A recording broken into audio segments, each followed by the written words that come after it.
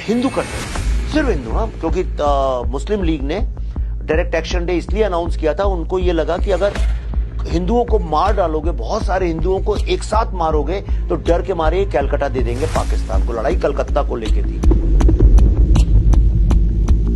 Direct action day is one of the world's biggest human tragedy.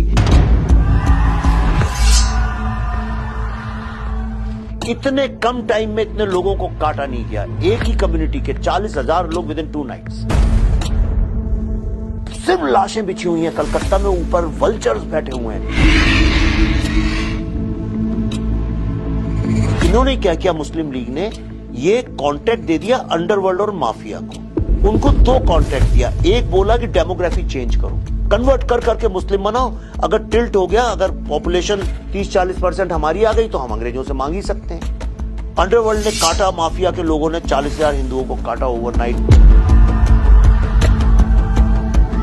औरतों को उनके breast काट काट के ट्रकों में भर भर के, ट्रक खोलो, नेकेड हिंदू औरतें गिरती हुई।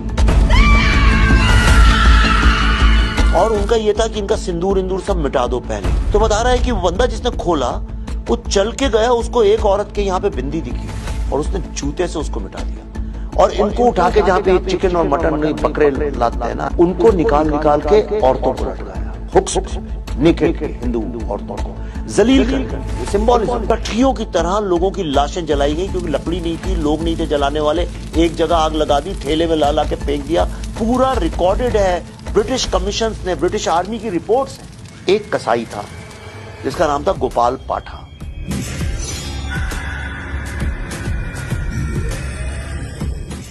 उसने सबको यूनाइट किया। उसने मारवाड़ियों से कहा तुम लोग पैसे दो, सिखों से कहा कि तुम लोगों को तलवारें चलानी आती हैं, तुम लोग तलवार और कृपाण चलाओ। बिहारियों से कहा तुम्हें लठ चलाना आता है, तुम लठ चलाओ।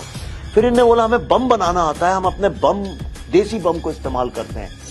एंड they fought back और Suhrawardi had to stop direct action day। उसने कहा कि इतना मुस्लिम कट जाएगा अगर गोपाल पाठा को नहीं रोका, कि पाकिस्तान बनाने का कोई मतलब भी नहीं रहेगा।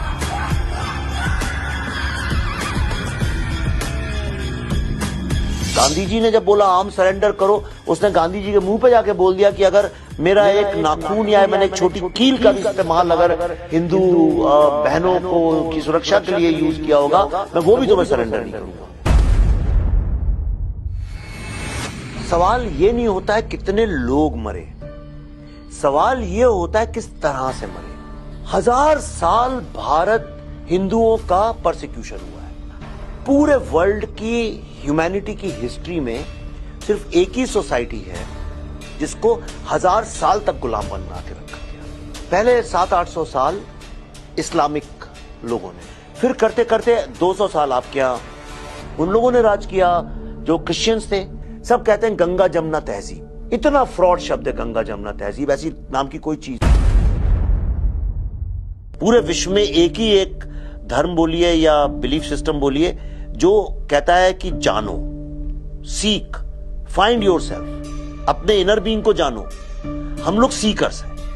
और बाकी जितने अब्राहमिक रिलीजन्स हैं वो कहते हैं मानो, क्योंकि हम कह रहे हैं ऐसा। ये बंगाल ममता बनर्जी का नहीं है, उनकी बापौती नहीं है, ममता बनर्जी की ठेकेदारी नहीं है बंगाल।